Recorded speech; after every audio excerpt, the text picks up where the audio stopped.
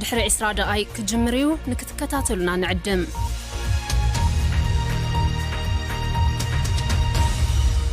kun sagantaa BBC afaan Oromooti nu waliin tura.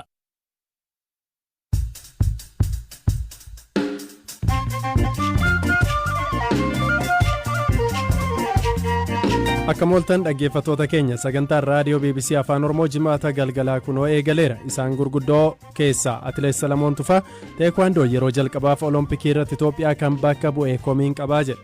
Homaan nan deeggar wal dorgommiin arganne tareen kaappii tokkoon deemee Jarman ji'a tokkoof isallee kara'ee waamee kan inni isa naaf ittisisanii wal dorgommii lammaffaa irratti. Yuunivarsiitiin Booranaa yeroo jalqabaaf barattoota simachuuf hojii fuulduraa isaa irratti. Uftaanee barannee, uftaanee qorannoo hojjannee, uftaanee tajaajila uummataa hojjannee akkasitti uftaa'u jechuun aadaa ofii, duudhaa ofii, eenyummaa ofii. Rakkoo naannoo Tigraay wal qabatee UN hanqina deeggarsaa namoomaan mudatee furuuf torbanitti birrii miliyoona 300 barbaachisa jechuuf kaanis qabna. An Zalalamta Addisaatii turtii gaarii. Dhaabbata biyyoota gamtoomanitti qaamni deeggarsa namummaa qindeessuu kaaba Itoophiyaa bakka waraanni mootummaa fi humnoota TPLF itti hammaatetti deeggarsi namummaa dhumeera maallaqnii fi boba'aanis akkaan hanqateera yookaan xumurameera jechuun akeekkachiise. Qaamni UN deeggarsa namummaa qindeessuu kun rakkoo gama deeggarsa namummaa mudate kana furuuf torbanitti doolaarri Ameerikaa miliyoona 6.5 yookiin immoo birrii miliyoona 300 barbaachisa jedha. Firaafolee Dhugaasaa gabaasa qabdi. Dhaabbata mootummoota gamtoomanitti qaama deeggarsa namoomaa qindeessuu irraa qindeessaan deeggarsa namoomaa damee Itoophiyaa kan yeroo Giraant Liyaatii adeemsi deeggarsa dhiyeessuu Itoophiyaa danqamuu ibsaniiru. Qondaalli kun akka jedhanitti deeggarsa namoomaa danquun gaaga'ama namoomaa kaaba biyyattii keessumaa Tigraay keessatti uumamee jiru akkaan hammeessuu danda'a. Dhaabbatichi ibsa isaan naannicha keessatti namoonni miliyoona 5.2 ta'an yookaan 90 ta'an gargaarsa nyaataa hatattamaa barbaadu jechuun namootni 400 ta'an ammoo beelaaf saaxilamaa jiru jedha. UNICEF akka akeekkachiisetti Tigraay keessatti daa'imman 100 ta'an ji'oota dhufan 12 keessatti hanqina nyaata madaalawaa lubbuu fi addeessuuf saaxilamaa jiraachuu fi kunis kan amma dura rakkoo wal fakkaataa waggaan mudatuun wal bira yoo qabamu dachaa 10 ta'a jedheera. Deeggarsa namoomaa naannichaaf dhiyeessuun naga qabeessa ta'ee jiraatus naannoo Tigraayitti deeggarsa galchuuf uggurri akka jiru dameen dhaabbatichaa Itoophiyaa jiru ibseera. Karaan takkittiin deeggarsi gara Tigraayitti seenu karaa Affaar ta'us adeemsi deeggarsa gara sanatti imaluuf eeyyama kennu akkaan harkifataa ta'uun danqaaleen hojimaata deeggarsa fe'anii imaluu akka malee ulfaataa taasiseera jedha ibsichi. Kuusamni deeggarsaa maallaqaa fi boba'aa akkaan xiqqaateera yookaan xumurameera kan jedhu jaarmiyaan kun kuufamni nyaataa naannicha ture hagayya 20 darbee xumurameera jedha. Waraanni Tigraay eegalee hanga ammaatti gaaga'ama namoomaa dhalateef deebii kennuuf deeggarsa konkolaataa fe'iinsa 3,900 barbaachisu keessaa kan naannicha galuu danda'e konkolaataa 335 qofa akka ta'e ibseera. Rakkoo kana furuuf mootummaan Itoophiyaa deeggarsa namoomaaf hayyama akka kennuu fi haala akka mijeessuuf dhaabbanni kun gaafateera. Gama biraan dhaabbata mootummoota gamtoomanitti ambaasaaddarri Ameerikaa Linda Thomas Greenfield gaanfa Afrikaatti bakka bu'aa gamtaa Afrikaa kan ta'an pirezidaantii duraanii Naayijeeriyaa Olusegun Obasanjoo waliin bilbilaan dubbachuu ibsaniiru. Ambaasaaddarri Linda Twitter isaanii irratti ergaa barreessaniin Obasanjoon gaanfa Afrikaa bakka bu'uun gamtaa Afrikaatiin muudamuu simataniiru.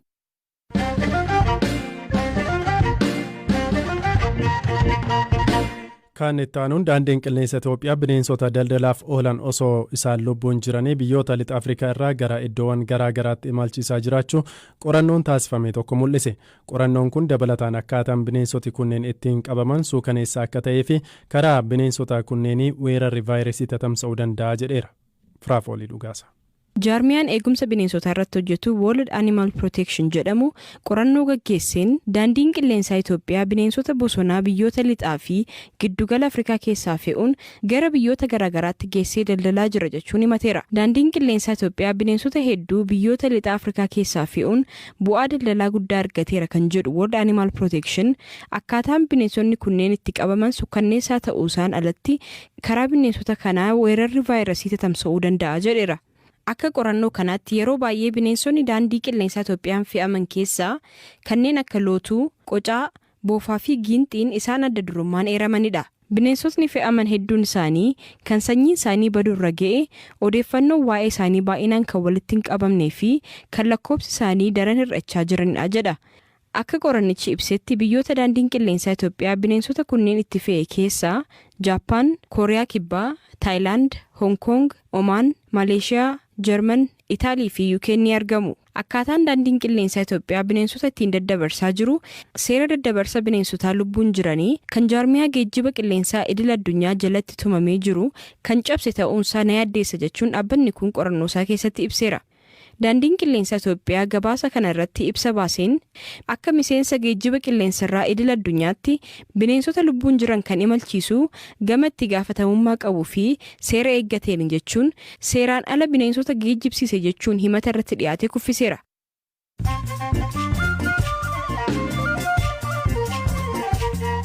Gidduun oduu gaggabaabseen isinitti hima artistii gameessi Alamaayyoo Sheetee dhukkubbii onneen isaan mudateen fulbaana 2/2021 du'aan boqotaniiru. Artisti Alamaayyoon hojiiwwan muuziqaa kanneen barri irra hin dabarreen namoota hedduu biratti kabaja olaanaa argatan yoo ta'u haalli uffannaa fi rifeensa isaanii ittiin sirreeffatanis wantoota dargaggoota bara kanaatiin ittiin jaalataman keessaa tokko ture. Humni waraanaa Naayijeeriyaa loltootni Booko Haram miseensotnii fi ajajootni isaanii 6,000 ta'an torbanoota darban keessa mootummaatti harka kennachuu hime. Kaameruun keessattis loltootni Booko Haram harka kennachuu kan himame yoo ta'u sababni haleellaa kaaba Naayijeriyaatti gaggeeffame cimuu akka ta'e himama. Hoogganaan Booko Haram Abubakar Sheeku ji'a caamsaa keessa ajjeefamuunis sababa biraatii jedhame. Summiin bakka qonna albuudaa daayamandii Angoolaatii bahe namoota 12 ajjeesuun namoota 4,500 ammoo dhukkubaaf saaxilu ministeerri biyya ollaa jirtu Dimokiraatik Rippaabilik Koongoo himan. Summiin kun galtee laga Koongoo faaluun bishaanicha dhiiga fakkeessee qurxummii baay'ee ajjeese. Namootni miidhaman kunneen qurxummii nyaachuutiin akka ta'es himameera.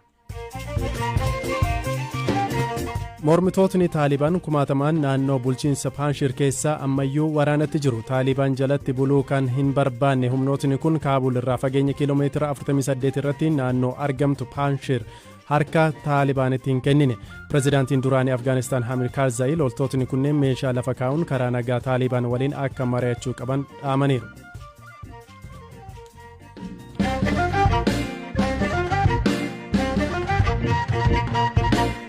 Qabiyyee keenya taanuutiin seenaa Itoophiyaa keessatti yeroo jalqabaatiif Woorld Teekwaandoodhaan Olompikii irratti kan hirmaate Salamoon Tufaa biyyi tiyyaa haadha buddeenaa natti taate jechuun komate. Atileetiin kun Olompikii Tookiyoo irratti Woorld Teekwaandoodhaan hirmaachuun marsaa duraa injifatus marsaa ittaanuun injifatamee ture. Ta'us kun seenaa Itoophiyaa keessatti sadarkaa kana gahuun nama jalqabaati. Koreen Olompikii Itoophiyaa kibxata darbee Finfinnee hoteela Shaaraatinitti sagantaa badhaasaa fi galateeffannaa garee Itoophiyaa Olompikii Tookiyoo 2020 irratti hirmaataniif qopheessee ture.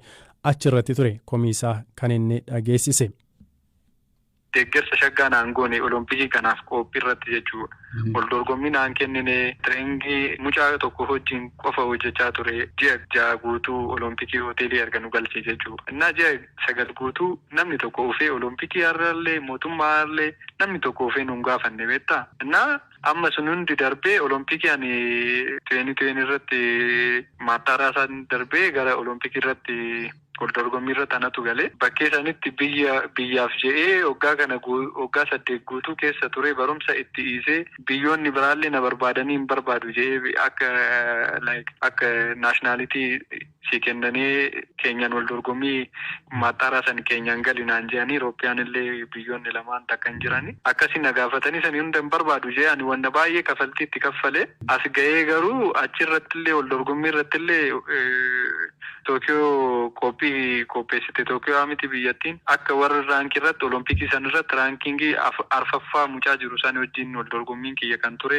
wal dorgommiin tokkoffaa asii sirriitti hojja'een deeme isa irratti jechuudha wannan qabu. Homaa nan deeggare wal dorgommiin arganne tireen kaappii tokkoon deemee Jarman ji'a tokkoof isallee kara'ee waamee kan isa naaf ittisiisanii wal dorgommii lammaffaa irratti tokkoffaa irratti sirriitti wannan tapha'eef jilballee natti ka'ee ture akkasitti oduma na hokkubu wanna biyyaa akka biyyattitti anatu bakka san bu'e kanaafuu ani wal dorgommii kana akka ta'eetu waan danda'e meedaaliyaa nan gala jedhee yaadeetiin wanna san hunda kaffaleenna akkasitti oduma na hokkubu wal dorgommii lammaffaa darbuu hin dandeenye garuu sadaffaa irratti lukni kiyyallee wanna baay'ee miidhaan qabaa ture Wal dorgommii sadaffaa irratti harki kiyya cabee akkasitti dhiigni odoogan ammoo hin tapha uja'ee fixuu nan danda'a garuu wal dorgommii kana nan fixa jee wal dorgommii sana akkas ta'ee zuurii 3 guutuu oduma dhiigni kiyya ganda lafeetu cabee ba'eenna doktoriin achumatti gara keessaa naa galchanii akkas ta'een wal dorgommii sana fixeenna isaan garuu wanna kana hunda odoo beekanu har'a olompik komitee biyya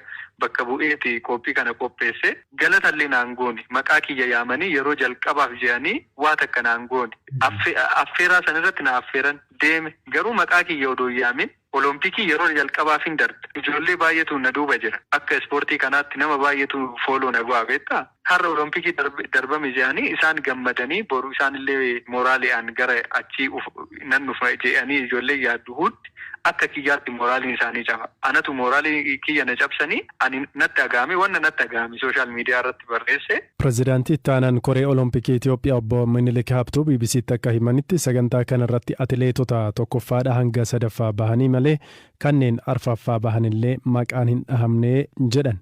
ሰለሞን አዳት ከመደመን ቀቡ ጀቹን ደብሰን የሁሉም እኮ ስም አልተጠራም እዛ ላይ የተጠራው ከአንድ እስከ 3ኛ ወጡ ብቻ ነው አራተኛ ወጡ መቃነመ ሁንዳሚቲ ከዋማሚ መቃነሞተ ቶኮ ሀገ ሰዲ ባህኒቲ ከዋማሚ አፍራፋ ከባህንሌ ይዋማምኒ ብየቲን ዶርጎሚ ቴኳንዶን ከንጀልቀባ ተው ሂማማ ቱሬ ነሞተ ካንጫላዩ አዳቲ ከን ቀበማ ቱሬ ሰለሞን ተሁን ቤክ ተሪ ዋንኒ ኤጌ ጉዳ ተው ደንዳ ሙጫንጉን dhugaadhas biyyattiin yeroo jalqabaaf waan hirmaatteef gama maallaqaanis ji'atti birrii 50,000 ji'oota 8tiif kaffalamaafii ture isa qofa osoo hin taane kun hunduma isaaniifidha nama biraaf osoo godhame tahee waan biraa fakkaata ture warri maqaan keessan hin waamamne karaa biroo keessummeeffamtu jenne sadarkaan bahee 7ffaadha garuu biyyaaf kan jalqabaa waan ta'eef wanti addaa osoo godhameefis anaaf rakkoo hin qabu hamma kana kan komii kaasu miti garuu namoota kaan irraa adda tahee kan godhamuuf hin jiru.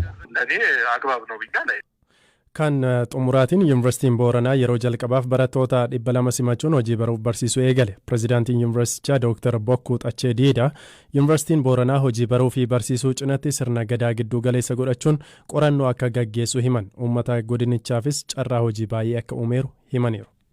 Barattooti halee fardatti yaamne duraan akka beeksifnetti immoo guyyaa dheengaddaatti jalqabanii barattooti seenuu jiranii gaafa guyyaa dheengaddaatti barataa 74 seene hagammaallee dhufuu jiranii barataan 200 olii taaseen jecha bara kana barataa 698 698 guutuu danda'a barataa haganaa gubbaa ramadamee amma dhufuu jira galmaa'uu jira kana malee immoo warra guyyaa hojiin hin jirre lamaan sanbatiikaaf sanbat baratanitti namni gara kuma oli galmaa'eeti nama haq barnootii jalqabu eegachuu jira. Yuunivarsiitiin kun naannoo Booranaatti banamuunsa hawaasa naannichaatiif faayidaa addaa akkamii kennuu danda'a jettu? Fakkeenyaaf namni asiin dura qormaata fudhatee yuunivarsiitii sagantaa idileetiin yookaan regular program jennuun seenuu danda'u prograama akka sanbata lamaanii fa'aa galmaa'ee barachuu danda'a tun faayidaa tokko namni durii fagoo dhaqee barachuu hin dandeenye asitti sagantaa kamsitti taasisee hirmaachuu danda'a. Kaan immoo faayidaan dhibiin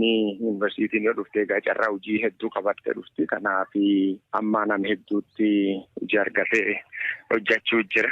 Boorana sirna gadaatiin beekama. Mee yuunivarsiitiin kun addatti maal hojjeta sirna gadaa kanarratti? Yuunivarsiitiin teennaa waan isiin beekamu malteen gugurdaa akka adaayyaa qabattee sochootuun keessaa tokko waan aadaa kana waan gadaa kana gadaaf aadaa gargar baasuu hin danda'an waan eenyummaa dhaadannoon teennaa beekta uftaanee barannee uftaanee qorannoo hojjannee uftaanee tajaajila uummataa hojjanneet akkas jechuun ufta'u jechuun aadaa ofii duudhaa ofii eenyummaa ofii safuu ofii ceeraa fokkoo ofii waan akkasii atoo gadi hin dhiisin sunirra hundee tolfannee sunirra dhaabbannee guddannee barnootaan fagaan jijjiiramne jechuu tanaaf suni handhurujii teennaa kanaafuu fuulduraa yoo waaqa jedhamu instituutii tokko dhaabna jiru instituutiin tun waan aadaatiif waan gadaa waan damee adda addaa of keessaa qaba instituutiin dhaabne qorannoo adda addaa karaa suniin hin deemsifna waan sirni dimokiraasii haa gadaa achi keessatti hin qoran waan aadaa hin qoran waan hedduu akka waldhabbiin karaa aadaatiin sabii Oromoo hiikatu fur kan cufaa yoo waaqa jedhin qoran jecha hin masliin jecha tanaaf handhurtii hojii teennaatu waan gadaa amna gaafatti kan ta'u. Kabajamtoota dhaggeeffattoota keenya sagantaarraaf qopheessinee xumurree jirra. Yaada keessan kallattiin nuuf kennaa turtan waa'ee ijoollee Saawudii kaastanii jirtu. Waa'ee kana sagantaa bal'aa hojjennee jirra. Kan isiniif dhiyeessan Zalaalam Taaddasaati. Firaafoolii Dhugaasaatu qopheesse. Torban gaarii.